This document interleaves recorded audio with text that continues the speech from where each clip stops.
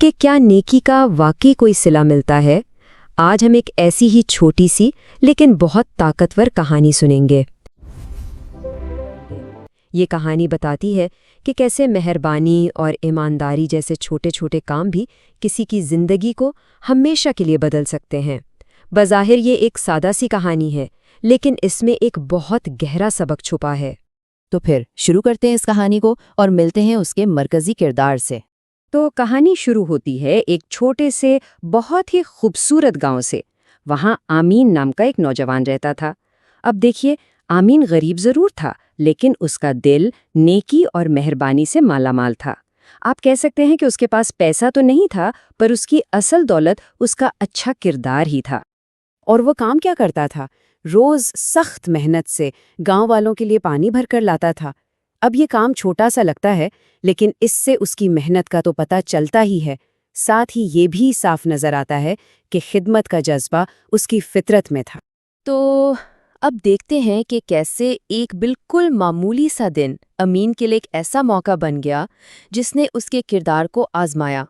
تو ہوتا یوں ہے کہ ایک دن آمین کی نظر ایک بزرگ عورت پر پڑتی ہے۔ وہ بیچاری لکڑیوں کا ایک بھاری سا گٹھا اٹھانے کی کوشش کر رہی تھیں۔ اتنا وزن تھا کہ اس سے اٹھائی نہیں بن رہا تھا، اور بس یہاں سے آمین کی نیکی کا امتحان شروع ہو جاتا ہے۔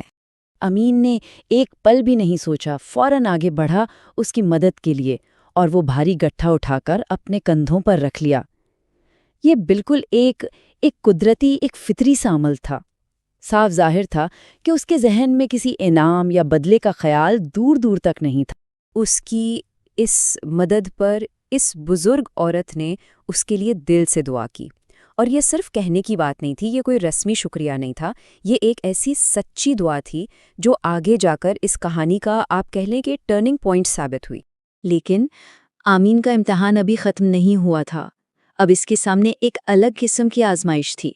اس بار بات جسمانی طاقت کی نہیں، بلکہ اس کی ایمانداری کی تھی۔ اب ہوا یہ کہ تھوڑی ہی دیر بعد بہت تیز بارش شروع ہو گئی۔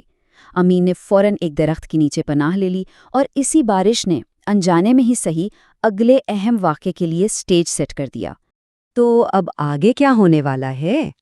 وہیں زمین پر اس کی نظر ایک چمکتے ہوئے بٹوے پر پڑی۔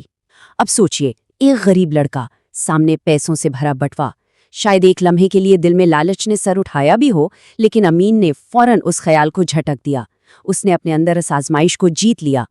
تو اب چلتے ہیں کہانی کے اس حصے کی طرف، جہاں ہم دیکھیں گے کہ ایمانداری کے اس ایک چھوٹے سے عمل نے آمین کی زندگی کا رخ ہمیشہ کے لیے کیسے بدل کر رکھ دیا۔